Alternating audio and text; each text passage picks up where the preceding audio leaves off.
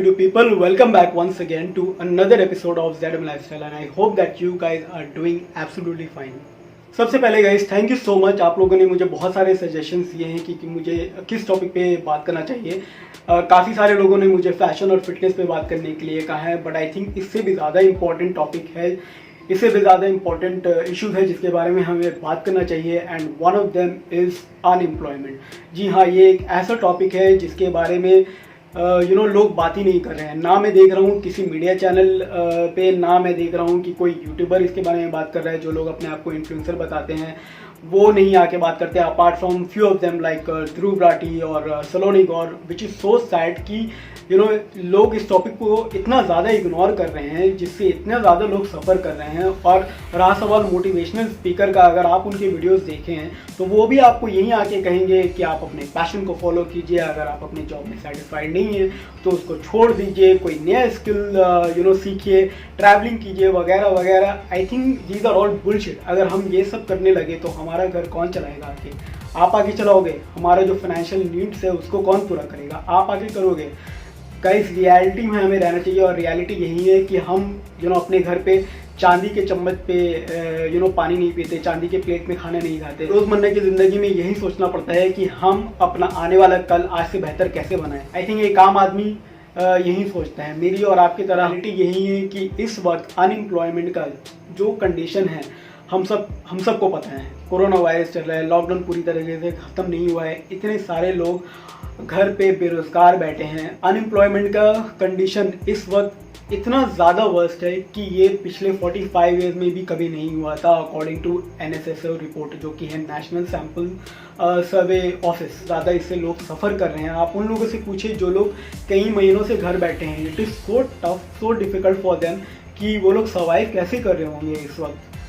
So I think हम लोग fashion और फिटनेस पे किसी और दिन बात करेंगे। It is very important for me to talk to you guys about this particular topic right now, क्योंकि मुझे लगता है कि एक सोसाइटी में अवेयरनेस फैलाना बहुत ज़रूरी है। मैं ये देखता हूँ कि अभी भी कितने सारे लोग हैं जो कि अपने 20s में है या 30s में है, आज भी अपने करियर को लेके इतनी ज़्यादा कंफ्यूज है। ख़ास करके स्कूल या कॉलेज गोइंग किड, अगर आप देख ले वो लोग ये नहीं जानते कि उनको क्या करना है after passing out this after passing out from school या आफ्टर कंप्लीटिंग देयर कॉलेज। उनको बस यही लगता है कि यार हम एक बार कंप्लीट कर ले अपना 10th या 12th, उसके बाद we will just work somewhere and earn money.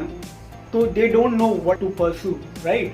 हमें लाइफ में कौन सा करियर चुनना है ये ना हमें स्कूल में कोई बताता है ना ही सोसाइटी। तो ये हमें खुद ही डिसाइड करना पड़ता है कि हमें कौन सा करियर चुनना चाहिए।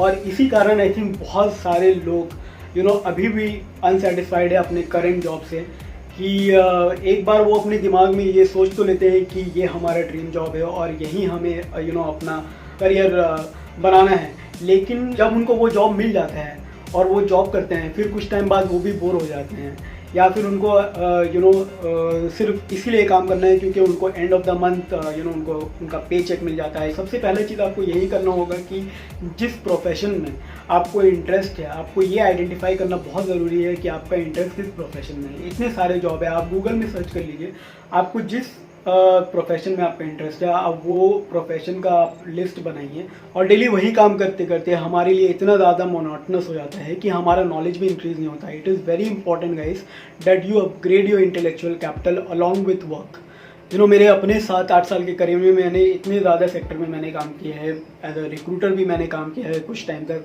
और मैं ऑब्जर्व करता था। मैंने कितने सारे लोगों को देखा है कि वो रिजेक्ट होते हैं लेकिन वो रीज़न ही नहीं पूछते हैं कि किस वजह से उनको इंटरव्यू में रिजेक्ट किया गया। इट इज़ वेरी इंपॉर्टेंट कि आप रीज़न पूछें एम्प्लॉयर से, या अगर आप किसी कंसल्टेंसी के थ्रू जाते हैं तो आप उनसे पूछें कि भाई क्यों रिजेक्ट हुआ है। वो आपको बताएंगे। कुछ लोग सामने से आपको बता देते हैं कि आपका कम्युनिकेशन ख़राब था या आपका एक्सपीरियंस कम है या कोई और प्रॉब्लम है, लेकिन आपको पूछना पड़ता है। ये आपके लिए बहुत ज़रूरी है। जब आपको पता ही नहीं है कि आप किस रीज़न से रिजेक्ट हुए हैं तो आप उस चीज़ को ओवरकम कैसे करेंगे, उस चीज़ पे काम कैसे करेंगे, राइट। तो रिमेंबर दिस, अगर नेक्स्ट टाइम से अगर आप किसी चीज़ में रिजेक्ट होते हैं तो रीज़न ज़रूर पूछिए। मैंने भी काउंटलेस इंटरव्यूज़ दिए हैं, I don't know an number of times even I got rejected. तो मैंने उससे सीखा है और हाँ, दूसरों को ऑब्जर्व करके, जैसे कि मैंने आपको बताया। तो आज जो मैं आप लोगों के साथ कुछ ऐसे टिप्स शेयर करने वाला हूँ जो मेरे अपने खुद के पर्सनल एक्सपीरियंस है। एंड आई होप कि towards the end of this video आप इस वीडियो से कुछ सीखें और आपको इससे थोड़ा भी फ़ायदा हो। आप जब भी अपने ड्रीम जॉब के लिए जाएं या आप अपना करियर डिसाइड करें तो इन बातों का ख्याल रखें। सो सबसे पहला tip, keep your resume current. बहुत ज़रूरी है कि आप जो अपना बायोडाटा है वो अपडेटेड रखें। क्या होता है कि बहुत सारे लोग 2-3 पेज का पैराग्राफ बना लेते हैं। नहीं, ऐसा बिल्कुल भी मत कीजिए। इतना लेंदी रिज्यूमे रखने का कोई ज़रूरत नहीं है। कोशिश कीजिए कि आपका रिज्यूमे शॉर्ट एंड सिंपल हो। शॉर्ट का मतलब ये भी नहीं कि आप एक पेज में आप सब कुछ लिख दिया।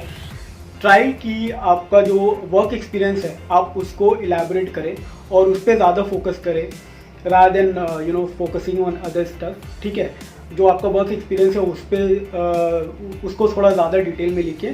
ठीक है, और इसके अलावा मैं आपको ये कहूँगा कि जो लोग कंसल्टेंसी के थ्रू इंटरव्यू देते हैं, अप्लाई करते हैं, कई बार ऐसा होता है कि कंसल्टेंसी आपको सजेस्ट करता है राइट कि आप ये सारे स्किल्स लिखो या ये एक्सपीरियंस लिखो। ऐसा गलती मत कीजिए, क्योंकि क्या होता है आप उस वक्त तो आप लिख देंगे एम्प्लॉयर का अटेंशन ग्रैब करने के लिए, अच्छा चीज़ आप अपने रिज्यूमे में लिख देंगे राइट।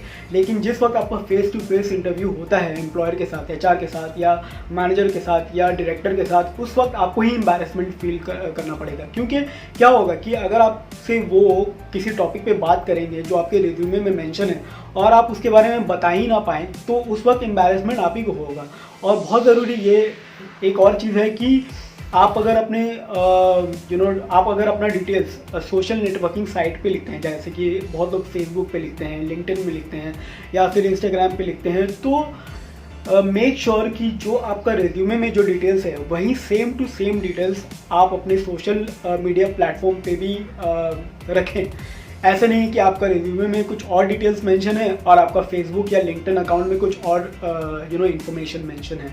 क्योंकि कई बार ऐसा होता है कि कुछ कंपनीज वेरीफाई करने के लिए आपका नाम सर्च कर सकती है फेसबुक या लिंक्डइन में, देखने के लिए कि ये डिटेल्स मैच तो कर रहा है। तो अगर आपने कुछ वैसा कुछ लिखा है तो उसको फ़ौरन आप एडिट कर लें और अपडेटेड रखें। ठीक है। Tip number 2, do your homework. बहुत ज़रूरी है कि आप कंपनी के बारे में रिसर्च करें किसी भी कंपनी में इंटरव्यू देने से पहले। जिस तरह कंपनी आपके बारे में सब कुछ जानती है, आपका नाम, आप कहाँ रहते हैं, आपकी हॉबीज़, आपका वर्क एक्सपीरियंस, आपका एजुकेशनल बैकग्राउंड, सब कुछ कंपनी आपके बारे में जानना चाहती है राइट। उसी तरह आपके लिए भी इक्वली इम्पॉर्टेंट है कि आप कंपनी के बारे में सब कुछ जाने वहाँ इंटरव्यू देने से पहले। कंपनी का कल्चर, कंपनी का हिस्ट्री, कंपनी का फ्यूचर विजन, उनका टीम मेंबर्स, एवरीथिंग। ये बहुत सिंपल है और बहुत इजीली आपको लिंक्डइन में या फिर कंपनी के वेबसाइट में आपको मिल सकते हैं। इसी से रिलेटेड है हमारा टिप नंबर 3। टिप नंबर 3 ये है कि be in control and make it conversational. अब आपने कंपनी के बारे में सारा कुछ रिसर्च कर लिया है, आपको कंपनी के बारे में पूरी जानकारी है, तो इसी से रिलेटेड आप जब इंटरव्यू में जाते हो, जो आपका इंटरव्यू लेता है, आप उसके साथ भी शेयर कर सकते हो अगर आपके पास कोई प्रेजेंट आइडियाज़ है कंपनी को और इम्प्रूव करने के लिए। इसके अलावा आप उससे क्वेश्चन भी पूछ सकते हो कि व्हाट अबाउट योर ग्रोथ। आप अपना इंडिविजुअल ग्रोथ आप कैसे देखते हो उस कंपनी में, इंटरनल जॉब पोस्टिंग से रिलेटेड। आप उससे कंपनी का भी फ्यूचर के बारे में पूछ सकते हो, that how do they see about the company future. ठीक है, तो ये सारी चीज़ एक जो इंटरव्यू आपका लेता है वो उसको बहुत इंटरेस्ट होता है कि ये बंदा को सिर्फ यहाँ पे जॉब नहीं करना है for the sake of money, but इस बंदे को जेन्युइनली हमारी कंपनी में जॉब करने में इंटरेस्ट है। सो ये सारी चीज़ें वो लोग ऑब्जर्व करते हैं आपका इंटरव्यू लेते वक्त। सो टिप नंबर 4, जिस भी पोजीशन के लिए आप अप्लाई करते हैं उसके बारे में आप प्रिपेयर्ड होके इंटरव्यू दीजिए।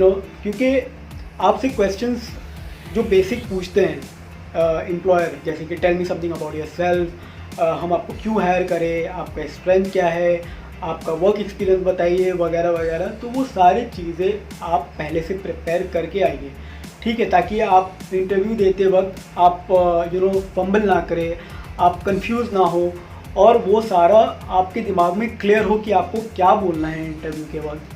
तो ये सारे बेसिक क्वेश्चंस हैं।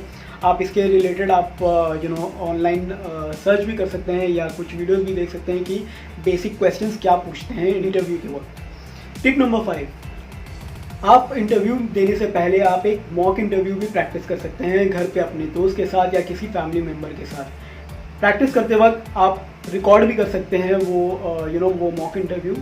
इससे आपको फ़ायदा ये होगा कि आप देख सकते हैं कि आपका रेट ऑफ स्पीच कैसा है, आपका बॉडी लैंग्वेज कैसा है, आपका फेशियल एक्सप्रेशन कैसा है, वगैरह वगैरह, और इससे बहुत ज़्यादा आपका इंटरव्यू क्वालिटी इम्प्रूव होगा। सो इसी से रिलेटेड है टिप नंबर 6, जो कि है कन्विंस एंड इम्प्रेस। जी, हम सब चाहते हैं कि हमें इंटरव्यू मिल जाए, जो भी हमारा ड्रीम जॉब है, और इस चक्कर में हम इम्प्रेस करने की पूरी कोशिश करते हैं। लेकिन हमें ये याद रखना है कि इम्प्रेस के साथ साथ हमें कन्विंस भी करना है। जो हमारा इंटरव्यू लेता है, अब उसे अपनी बातों से, अपने जो भी एक्सपीरियंस है उस सब से उसे कन्विंस करना भी बहुत ज़रूरी होता है। सो टिप नंबर 5 में, जैसे कि मैंने आपको बताया है कि जब आप इंटरव्यू प्रैक्टिस करें घर पे, राइट, तो उसको रिकॉर्ड कर लें। इससे आपको आपका बॉडी लैंग्वेज तो पता चल ही जाएगा, साथ में आपको ये भी याद रखना है कि आपका पोस्चर करेक्ट हो, आप स्लाउच होके ना बैठे चेयर में, या फिर आप अपना पैर ना हिलाएं, आप ज़्यादा लाउडली बात ना करें, ठीक है। और अननेसेसरी बात करते वक्त आप स्माइल ना करें या हंसे नहीं, तो ये सारा चीज़ भी अवॉइड करें, ठीक है। तो इसीलिए टिप नंबर 5 भी बहुत ज़रूरी है along with tip number 6। Last and important tip which is tip number 7।